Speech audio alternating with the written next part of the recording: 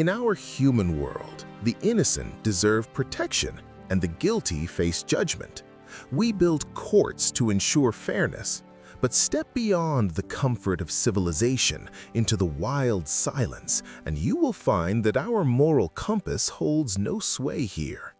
Consider the hawk diving upon the hare. The hare has committed no crime. It is entirely innocent. Yet, if the hawk shows mercy, its own nestlings perish from hunger. Is the hawk a murderer or a mother providing for her young? In the courtroom of the wild, there are no verdicts, only consequences. No judge sits upon a mossy log to weigh good against evil. There is only the brutal, elegant scale of necessity. One life fuels another. It is not cruelty, it is not malice, it is simply the heavy, undeniable cost of balance. We watch these struggles from the safety of our homes, and our hearts naturally break for the fallen. We instinctively cast characters in a tragedy, the villainous wolf, the innocent fawn. It is our nature to impose a moral narrative where there is only survival. But to view the wilderness through this human lens is to misunderstand the fundamental machinery of the earth. The predator does not hunt out of malice, nor does the prey die as a martyr. They are bound together in a pact older than language itself. When we finally strip away our judgment, our desperate desire for fairness, we are left with something far more profound. We witness the raw, unvarnished engine of existence turning endlessly, indifferent to our tears, yet absolute in its perfection. Turn your eyes to the frozen expanse of the north. Here the drama plays out in stark white and crimson. The timber wolf pursues the caribou, not out of hatred, but out of a hollow, aching hunger. To the human eye, the takedown is violent, a chaotic flurry of teeth and snow. We want to intervene, we want to save the gentle grazer. But if the wolf fails, he fades into the ice, another ghost of the tundra. If he succeeds, the caribou herd is subtly strengthened, relieved of its weakest member. This is the paradox we struggle to accept. The predator serves the prey just as surely as the grass feeds them both. In this ancient dance, there is no cruelty to forgive. There is only the ruthless, beautiful efficiency of life continuing. Consider the towering pine forest. When smoke rises above the canopy, our instinct is to recoil. We see fire as a tragedy, a destroyer of worlds. We mourn the blackened trunks and the heavy silence that follows. But the forest does not mourn. For decades, the old giants have hoarded the sunlight, suffocating the floor below. Deadwood has piled up, a stagnant weight preventing new life. The lightning strike is not an executioner, it is a liberator. As the flames sweep through, they unlock the future. The heat bursts open the pine cones, releasing seeds that have waited years for this specific violence. The ash settles to feed the soil, and from the charred ruins, a vibrant green nursery emerges. Destruction in this light is simply the violent, necessary labor of birth. Now, shift your gaze to the granite cathedral of the high peaks. Here, the law is written not in blood, but in mass and momentum. Observe the loose boulder teetering on the precipice. For centuries, it has weathered the wind, waiting for the singular moment when friction yields to gravity. When it falls, it does not choose where it lands. It may crush a blooming wildflower or clear a path for a new stream. The stone holds no malice, the cliff holds no mercy. It is simply the earth reclaiming its own. We often mistake this indifference for cruelty, fearing the drop, the slip, the sudden descent. Yet, without this unyielding downward pull, the rivers would cease to flow to the ocean, and the atmosphere would drift into the void. Gravity is not a villain. It is the silent, impartial architect that holds our world together, demanding nothing but absolute obedience to its heavy, grounding truth. Finally, walk with me into the garden, that cultivated sanctuary where we attempt to impose our own order. We act as judge and jury here, uprooting the weed because it offends our aesthetic and guarding the rose against the beetle. We demand a specific kind of justice for the things we love, but the earth beneath our boots offers no such verdict. To the soil, the prized orchid and the wild dandelion are equal participants in the great exchange of carbon and nitrogen. The decay of a fallen leaf is not a tragedy, it is a transaction, returning borrowed capital to the roots. Even the frost that claims the harvest is not a punishment, but a necessary command for rest. Nature does not distinguish between the pest and the beauty. It cares only that the wheel keeps turning, reminding us that life survives not by favoring the individual, but by balancing the whole. Cast your eyes low to the damp, dark carpet of the forest floor. Here lies the fallen cedar, softening into the moss. We are conditioned to see this as a tragedy, a slow and melancholy rotting away. But look closer. This log is not a tomb, it is a pantry thrown open. The pale embrace of fungi and the microscopic work of bacteria are not destroying the wood, they are liberating it. They are unlocking nutrients trapped for centuries, returning them to the soil's bank. Without this dissolution, the forest would starve, choked by its own history. Nature grants the old no immunity from time, yet it promises that nothing is wasted. This is the mercy of decay. It ensures that death is never a dead end, but merely the heavy door swinging open for life to enter once again. Consider the river as it carves its ancient path through the canyon. We stand on the banks and demand mercy from the rising waters, praying they spare our homes. But the water hears no pleas. When the river floods, tearing away the bank and toppling the centennial oak, it is not acting out of cruelty. It is engaging in a necessary redistribution. The soil stripped from the highlands is not lost, it is merely in transit, destined to become the fertile delta far downstream. One region is diminished so that another may flourish. We perceive this as a loss, a tragedy of erosion and destruction. Yet the river sees only the equation of flow. It takes from the strong to build the weak, not out of fairness, but out of physical necessity. In the rushing current, we find the ultimate truth. Nature offers no justice for the rock or the shore, only the endless, unwavering pursuit of equilibrium. Shift your gaze now to the open tundra, where the wolf tracks the elk through the driving snow.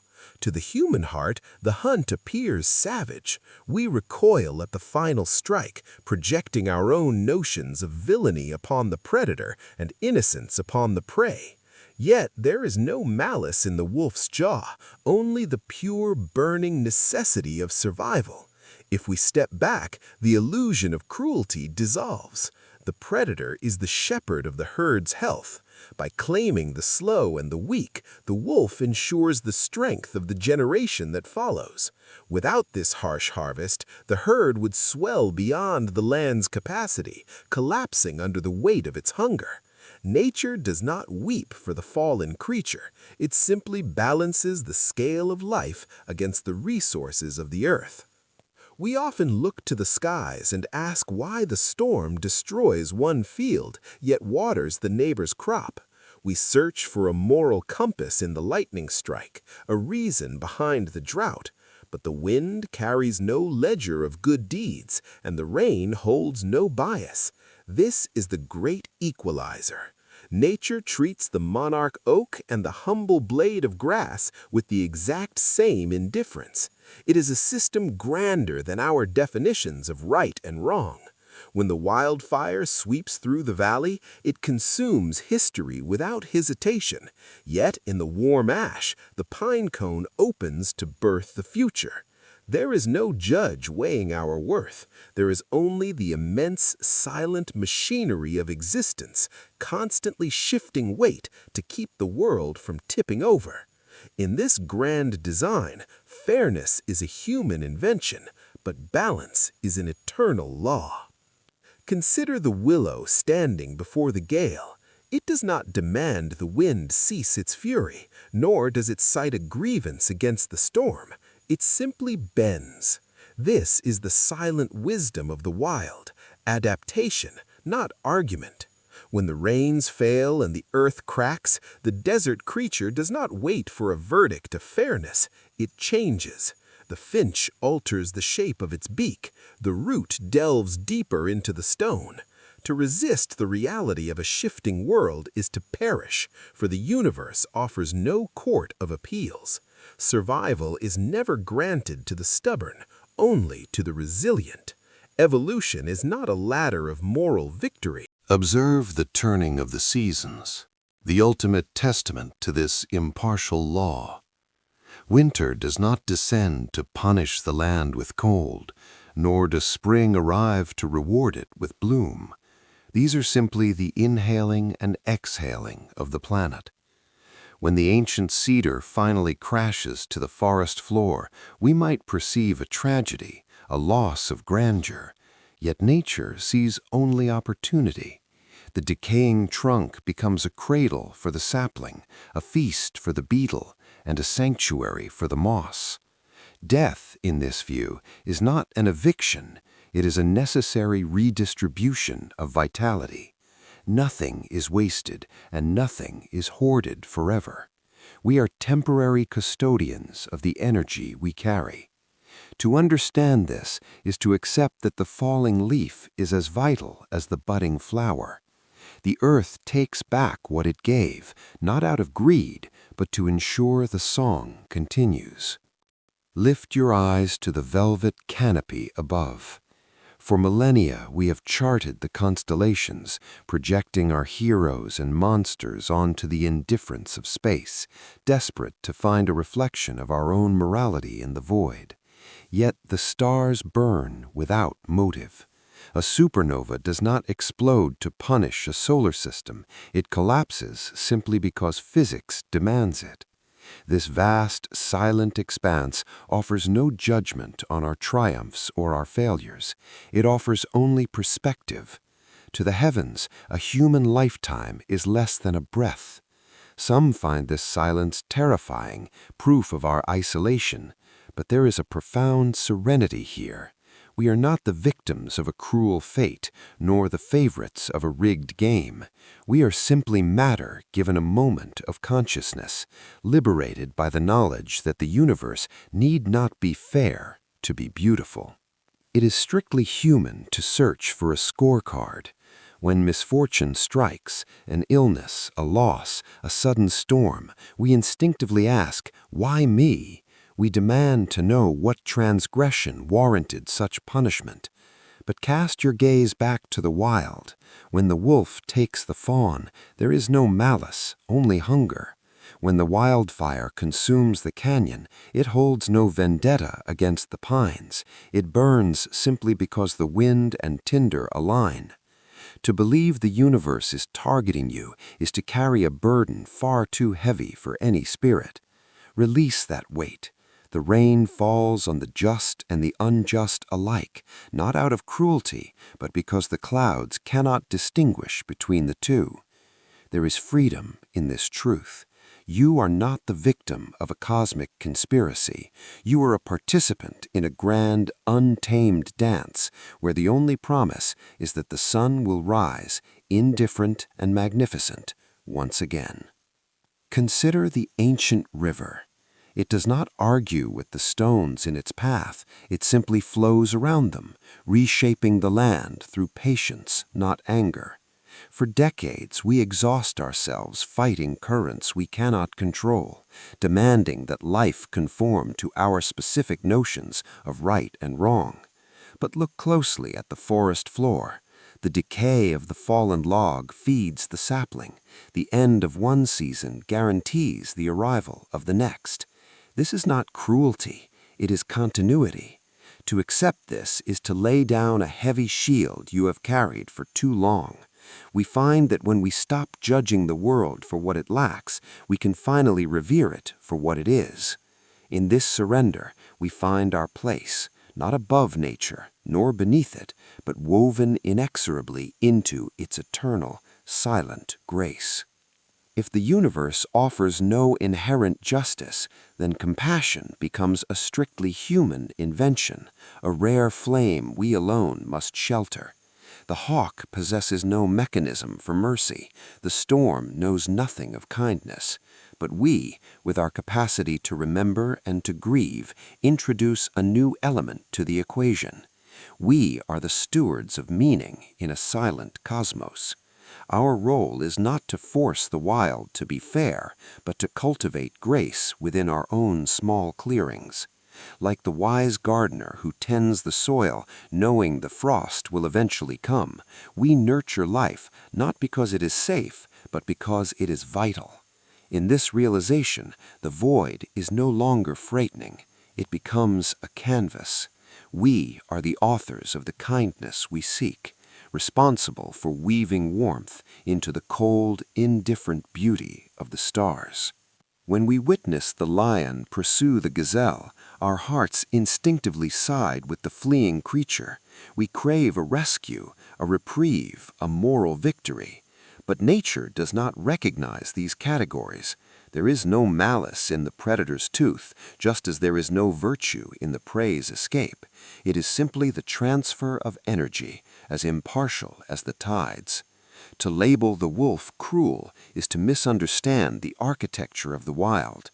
Without the hunt, the herd grows weak and the land is stripped bare. The balance is preserved not by kindness, but by necessity. In our own lives, we often rush to classify events as tragedies or triumphs, yet true wisdom asks us to step back. We must view the tapestry from a distance where the pattern of light and shadow finally makes sense. Ultimately, the forest teaches us that nothing is ever truly lost. The fallen oak does not vanish, it becomes the soil that cradles the sapling. In the grand accounting of the wild, there is no subtraction, only transformation. We spend our youth fighting this current, demanding permanence in a fleeting world. But with time comes the quiet power of letting go. We come to see that the sunset is not a tragedy, but a necessary promise of the dawn to come. True peace is found not in conquering the storm, but in understanding that we are composed of the very same dust and starlight. This is the final equilibrium, to rest in the knowledge that we are held by a system far older and wiser than our judgments. We do not end, we simply return to the flow.